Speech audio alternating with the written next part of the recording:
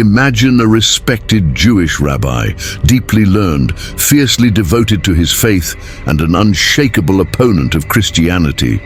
For years, he stood against it, convinced it was nothing more than a deception. But then, he made a mistake. He opened a book. Not just any book, the one he had dismissed his entire life, the New Testament. He expected to find contradictions, errors, and falsehoods. Instead, what he found shattered everything he believed.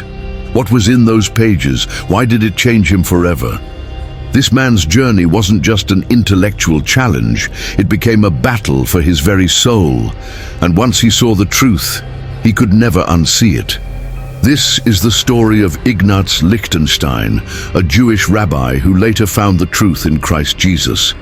Ignatz Lichtenstein was no ordinary man. Born in the early 1800s, he rose to prominence as a highly respected Orthodox rabbi in Hungary.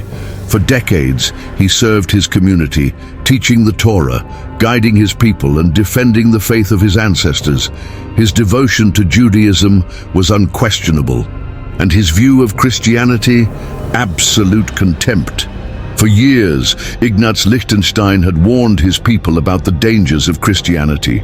He had debated Christians, dismissed their claims, and reinforced his community's rejection of Jesus. Christianity, in his mind, was a man-made deception, a distortion of Judaism. But then something happened. Perhaps it was an argument with a Christian that stuck in his mind.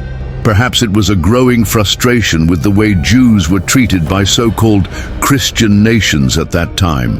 Whatever the reason, Lichtenstein made a bold decision. He would read the New Testament, not to learn from it, but to expose its flaws. With confidence, he sat down, opened the book, and began flipping through its pages. At first, he scoffed. He expected contradictions. He expected absurd claims. He expected to confirm everything he had believed about Christianity. But what he read stunned him. Instead of blasphemy, he found something deeply Jewish. Instead of hatred toward his people, he found reverence for the Torah, love for Israel, and teachings that reflected the heart of Judaism itself. His eyes locked onto Matthew 5 verse 17. "Do not think that I have come to abolish the law or the prophets. I have not come to abolish them, but to fulfill them." He stopped, read it again and again. This wasn't what he expected. If Jesus was an enemy of the Jews, why would he speak of fulfilling the law? He turned another page, Luke 24 verse 44. "Everything must be fulfilled that is written about me in the law of Moses, the prophets, and the Psalms." The words pierced through his mind. He had spent his entire life studying the Torah and the prophets. Could it be that Jesus was the fulfillment of them? Doubt crept in. Page after page, Lichtenstein expected to find something that would confirm his skepticism. Instead, he found wisdom, clarity, a message that sounded nothing like the corruption he had assumed. And then he read Matthew 22 verses 37 to 40. "Love the Lord your God with all your heart, and with all your soul, and with all your mind, and love your neighbor as yourself. All the law and the prophets hang on these two commandments." His hands trembled. He had read similar words in the Torah countless times. This wasn't a foreign religion. This was the very faith of his ancestors. Lichtenstein closed the book. He was shaken, and then, as if the weight of it all crashed down on him at once, he whispered, "I was struck with wonder. This book was filled with Jewish spirit." The room felt different. His entire world had shifted. Lichtenstein had set out to destroy Christianity. Instead, he had discovered something he could not unsee. What happened next? Lichtenstein knew the truth. He had fought it, denied it, wrestled with it in the dead of night. But in the end, the truth had won. He could not stay silent, so he did the unthinkable. He took up his pen and began to write. With each stroke of ink, he poured out the shocking revelation that had shaken his world. The New Testament was not a book of lies, it was deeply Jewish. And Jesus was the Messiah. "I cannot be silent," he wrote. "The New Testament is a Jewish book, and Jesus is our Messiah." The words burned onto the page, a confession, a declaration, a point of no return.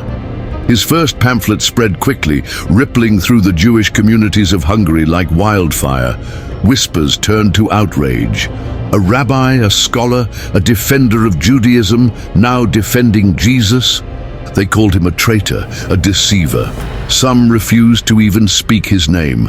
Others demanded that he retract his words. But Lichtenstein did not back down. He had spent his life seeking truth. Now that he had found it, how could he turn away? One by one, his colleagues abandoned him. The rabbis disowned him. His own people shunned him. But even as doors closed, his conviction grew stronger. He continued writing, speaking, proclaiming what he now knew to be true. He had given up everything, his position, his reputation, the respect of his community. But for Lichtenstein, there was no choice. Truth was worth the cost. Lichtenstein's decision cost him everything: his reputation, his friendships, his place among the rabbis of Hungary. But he never regretted it. He spent the rest of his life sharing his discovery, writing and speaking boldly about what he had found. Though many rejected him, some listened. Some, like him, had questions they could no longer ignore. Some, like him, opened the New Testament expecting lies and found something they never imagined. And today, his story still echoes.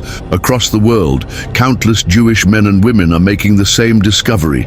They study the Hebrew scriptures, searching for the Messiah. They read Isaiah, the Psalms, the prophets. And then, like Lichtenstein, they take a step they never thought they would take. They open the New Testament. Some do it in secret, some do it with skepticism, some do it with fear. But over and over again, the same thing happens. They expect contradictions, they expect blasphemy. Instead, they find something deeply Jewish, something powerful, something true. Like Lichtenstein, their world is shaken. Like Lichtenstein, they must make a choice. And in the end, truth wins. In one of his final reflections, after years of standing firm in his faith, Lichtenstein wrote, "I have found peace. My eyes have been opened." He had once been blind to the truth. Now he saw clearly. And so the question remains, what if the truth is right in front of us, but we're too afraid to see it? You might think that this is yet another story cooked up to support Christianity and the revelation that Jesus is the true Messiah. Well, I urge you to research it yourself.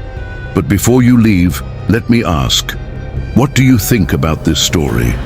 Let me know your thoughts in the comment section. Also, do well to like and subscribe to Christian Chronicles.